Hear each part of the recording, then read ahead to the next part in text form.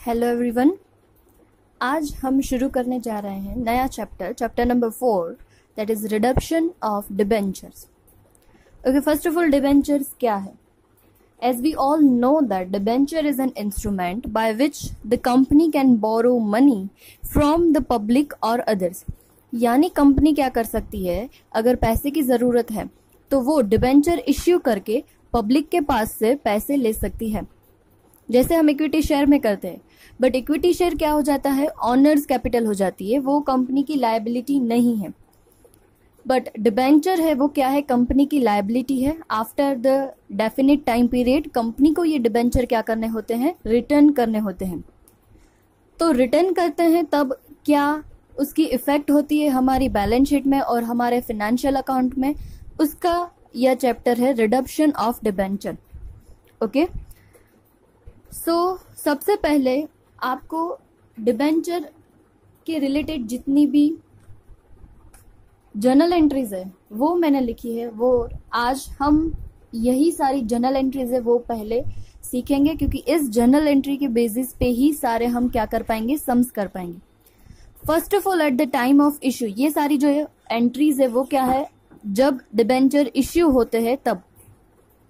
Okay, यहाँ मैंने अलग अलग केस लिखे हैं। आई थिंक शायद ये सारे केस आपने 12th में अकाउंट्स में पढ़े होंगे। अगर नहीं पढ़े हैं तो फिर से यहाँ आप देख लीजिए कैसे सारी एंट्री करनी है।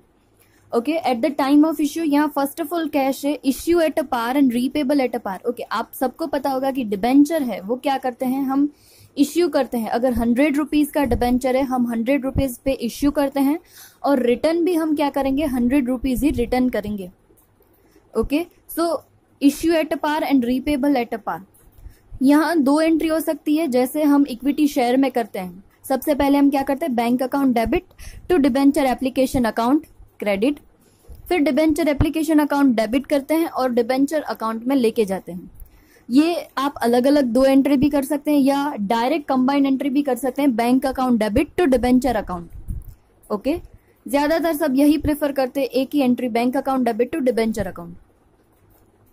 Second, issue at a par and repayable at a premium. यानी कंपनी ने डिबेंचर इश्यू किए 100 रुपीज में, पर जब रिटर्न की बारी आएगी तो वो 100 रुपीज की बदले प्रीमियम के साथ रिटर्न करेंगे। यानी 100 रुपीज का डिबेंचर वो रीपेमेंट करेंगे 110। यानी जितना इश्यू किया था उससे ज्यादा की अमाउंट वो क्या कर रहे हैं, रिटर्न में दे रहे हैं। तो उसको बोलते हैं इश्यू एट अ पार। पार यानी फेस वैल्यू पे इश्यू किया है, और रिटर्न कैसे करेंगे, एट अ प्रीमियम, प्रीमियम के साथ रिटर्न करना है। ओके, तो प्रीमियम के साथ रिटर्न करते हैं, वो हमारे लिए क्या हो जाएगा, कंपनी के लिए लॉस है। ओके, क्योंकि ये ज्यादा अमाउंट हमें रिटर्न करनी है तो वो कंपनी के लिए लॉस है। और जब भी हमने इश्यू किया है तभी हमें पता है कि हम क्या करेंगे, प्रीमियम से रिटर्न करेंगे। तो जो प्रीमियम की अमाउंट है वो हमारे लिए क्या बन जाएगी, लायबिलिटी। जैसे डिबेंचर एक हमारे लिए लायबिलिटी है, वैसे ही प्रीमियम वो भी हमारे लिए क्या हो जाएगा, लायबिलिटी हो जाएगा। तो एंट्री हम कैसे करेंगे, बैंक अकाउंट डेबिट, जितनी अमाउंट हमें रिसीव्ड होगी eight the time of issue. अगर 100 का डिबेंचर है तो 100 रुपीज हमें क्या हो रही है, रिसीव्ड हो रही है amount. So bank account debit 100 rupees. Loss on issue of debenture, क्योंकि जितनी अमाउंट हम प्रीमियम के साथ पेमेंट करेंगे, रीपेमेंट करेंगे, तो वो सपोज मैंने आपको बोला 110 में हम रीपेमेंट करेंगे, तो जो 10 रुपीज है वो हमारे लिए क्या हो जाएगा, लॉस। मैंने नीचे लिखा है amount of premium payable eight the time of redemption, जो ज्यादा अमाउंट हम क्या करेंगे, पेमेंट करेंगे, ₹10। टू डिबेंचर अकाउंट, डिबेंचर हमारी क्या है, लायबिलिटी है, और जो प्रीमियम हमें पेमेंट करना है रिडम्पशन के साथ वो भी हमारी क्या है, लायबिलिटी है। सो डिबेंचर अकाउंट फेस वैल्यू, और जितनी अमाउंट हमें प्रीमियम में ज्यादा देनी है वो अमाउंट यहाँ आ जाएगी। ओके, तो ये हुआ दूसरा केस। उसके बाद थर्ड केस है issued at a discount and payable eight a premium. Okay, issue हमने क्या किया है, डिस्काउंट से किया है। ये ज्यादातर कौन सी कंपनी इश्यू करती है, जो कंपनी फेमस नहीं है। ओके, तो वो अपनी डिबेंचर ज्यादा से ज्यादा सेल हो जाए उस तरीके से ये स्कीम्स रखती है कि जैसे डिस्काउंट से इश्यू किया, पर अगर रीपेमेंट करेंगे 5 साल बाद तो कैसे करेंगे, प्रीमियम से। यानी दोनों तरफ से फायदा होगा। फॉर एन एग्जाम्पल, डिबेंचर की फेस वैल्यू 100 रुपीज है, इश्यू कर रहे हैं वो इश्यू की अमाउंट 90 से इश्यू कर रहे हैं, यानी जितनी भी डिबेंचर होल्डर ये परचेज करेंगे उसको सिर्फ कितने पैसे देने होंगे, 90 रुपीज। और जब रिडक्शन 5 साल बाद ये डिबेंचर हम रिटर्न करेंगे तो हम रिटर्न करेंगे 110 से। तो कैसे फायदा हुआ, पहले तो आपको 10 रुपीज कम देने हैं और जब रिटर्न करेंगे तब 10 रुपीज ज्यादा मिलेंगे। ओके, तो यहाँ डिस्काउंट भी हमारे लिए क्या है, लॉस है, और जो हम रिडक्शन के साथ प्रीमियम पेमेंट करेंगे वो भी हमारे लिए क्या है, लॉस ही है। तो अमाउंट आएगी बैंक अकाउंट डेबिट, जितनी हमें रिसीव्ड होगी अमाउंट, यहाँ 90 रुपीज रिसीव्ड है तो 90 रुपीज। डिस्काउंट ऑन डिबेंचर्स, यानी हम 10 रुपए का क्या दे रहे हैं, उनको डिस्काउंट दे रहे हैं, वो हमारे लिए लॉस है। So discount on debenture account debit ₹10। And loss on issue of debenture, यानी जब हम रिटर्न करेंगे अमाउंट तब क्या करेंगे, 110 से, यानी फेस वैल्यू से 10 रुपए ज्यादा। तो यहाँ 10 रुपए की अमाउंट क्या आएगी हमारे लिए, loss on issue of debenture. To debenture account की जितनी फेस वैल्यू है वो आएगी 100 रुपीज, और premium on reduction of debenture वो कहाँ आ जाएगा, यहाँ लाइबिलिटी के रूप में 10 रुपीज। ओके, और ये डिस्काउंट ऑन डिबेंचर ये हमें पता है, ये हमारा क्या है, प्रिलिमिनरी एक्सपेंस है, तो हम क्या करेंगे, इसको जितने साल है उतने साल में राइट ऑफ कर देंगे। ओके, जैसी कंपनी की पॉलिसी होगी उस हिसाब से हम राइट ऑफ कर देंगे। तो ये हुआ थर्ड केस। उसके बाद fourth case, issue at discount and repayable at a par, यानी डिस्काउंट से इश्यू किया है पर रिटर्न करेंगे वो फेस वैल्यू से ही रिटर्न करेंगे।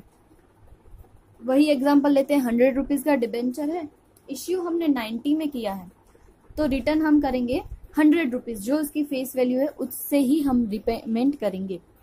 सो बैंक अकाउंट डेबिट, जितनी अमाउंट हमें रिसीव होगी, डिस्काउंट ऑन डिबेंचर, यानी जितना हमने उनको डिस्काउंट दिया है वो, टू डिबेंचर अकाउंट रिटर्न करेंगे वो क्या करेंगे, फेस वैल्यू से ही करेंगे। So to debenture account 100 rupees. Fifth case है issued at a premium and repayable at a par, यानी आपने जो इश्यू किया है वो प्रीमियम से इश्यू किया है। यहाँ प्रीमियम का मतलब क्या है, आप 100 रुपीज का डिबेंचर है वो 120 में इश्यू कर रहे हो, जैसे हम शेयर्स में करते हैं। यस, फेस वैल्यू से ज्यादा अमाउंट से हम क्या कर रहे हैं, इश्यू ही ज्यादा अमाउंट से कर रहे हैं। ये डिबेंचर कौन इश्यू करता है, ये डिबेंचर जो बहुत फेमस कंपनी है, जैसे रिलायंस कंपनी है, तो हमें पता ही है रिलायंस कभी हमें लॉस में नहीं जाएगी, तो ऐसे डिबेंचर होंगे वो क्या करेंगे, फेस वैल्यू 100 रखेंगे, पर अगर मुझे ये डिबेंचर परचेज करना होगा तो मुझे कितनी अमाउंट देनी होगी, 120। तो ये इश्यू प्रीमियम से है।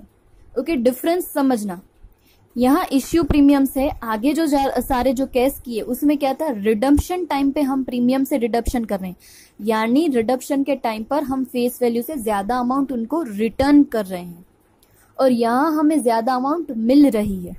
ओके, जैसे इक्विटी शेयर में होता है, जैसे शेयर हम प्रीमियम से इश्यू करते हैं, सिमिलरली यहाँ डिबेंचर हमने प्रीमियम से इश्यू किया है। बैंक अकाउंट डेबिट, जितनी अमाउंट हमें रिसीव होगी, कितनी, फेस वैल्यू प्लस प्रीमियम, दोनों साथ में हमें मिलेगा। टू डिबेंचर अकाउंट में जाएगी सिर्फ फेस वैल्यू।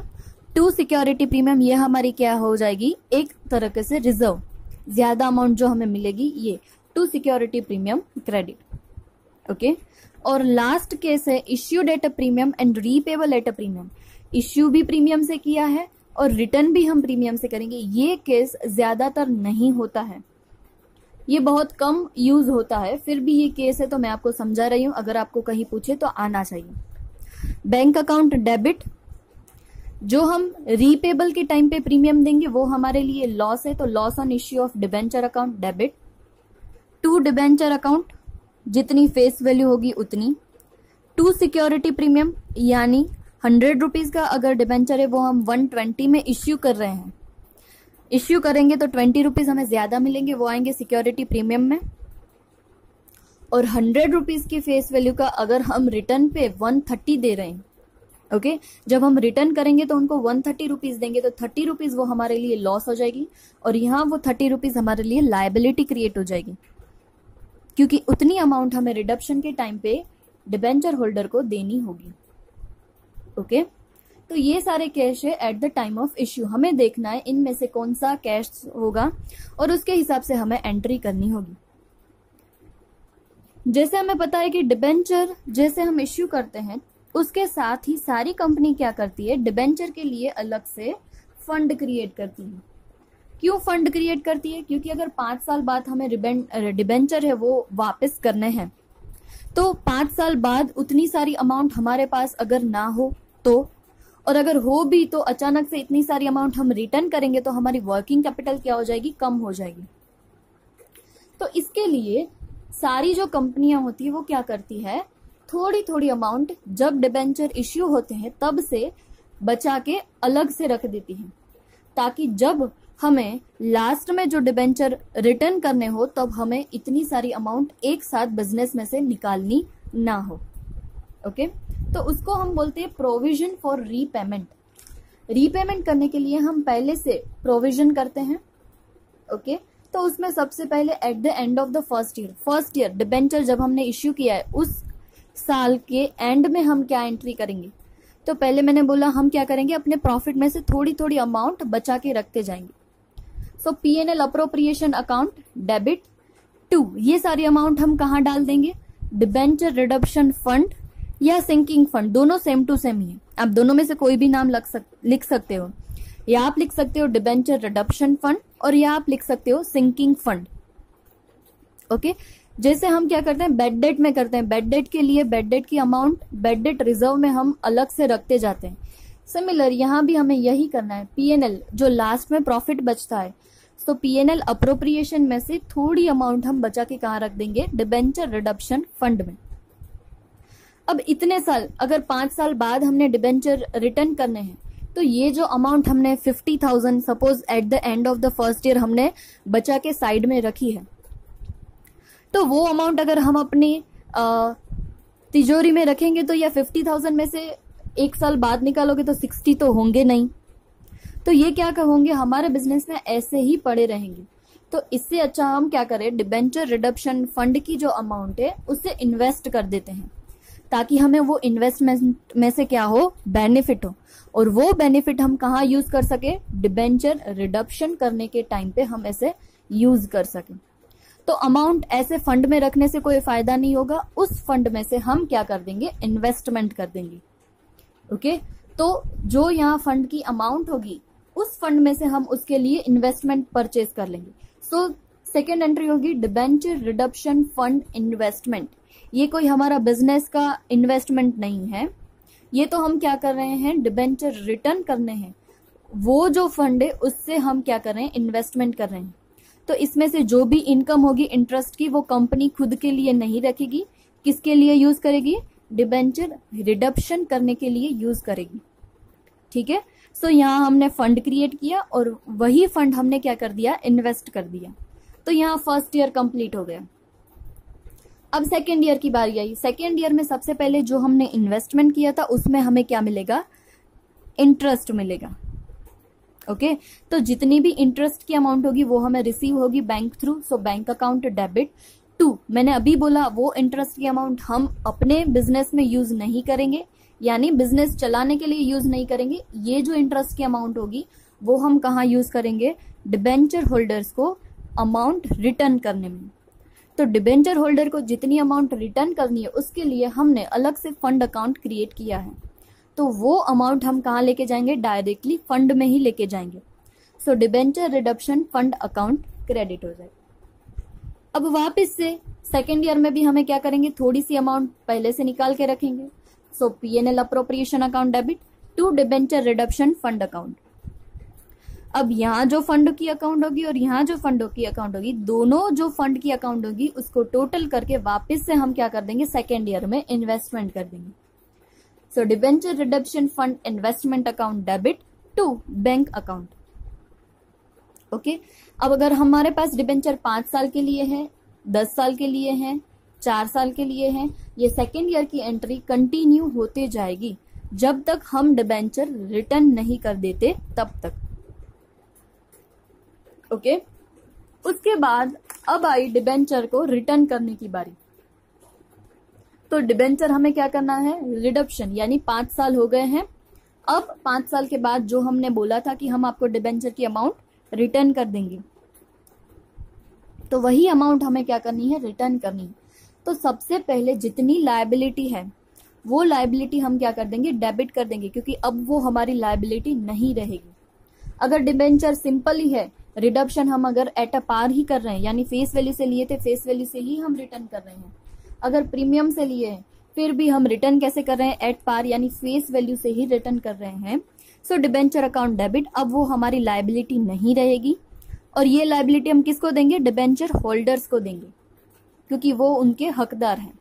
ओके, अगर हमने डिबेंचर को क्या बोला था, प्रीमियम से रिटर्न करने वाले हैं, तो हमारे पास दो लायबिलिटी होगी, एक तो डिबेंचर की फेस वैल्यू की लायबिलिटी, और दूसरा जो प्रीमियम होगा वो। सो premium on reduction of debenture account debit, दोनों लायबिलिटी हम डेबिट करेंगे, और टू डिबेंचर होल्डर, ये किसको दे देंगे हम, डिबेंचर होल्डर को। अब होल्डर का अकाउंट डेबिट करेंगे और उनको पेमेंट करेंगे। ये जो एंट्री की वो हमने क्या की, लायबिलिटी होल्डर्स को देनी है, उसके लिए हमने सिर्फ अमाउंट ट्रांसफर की है।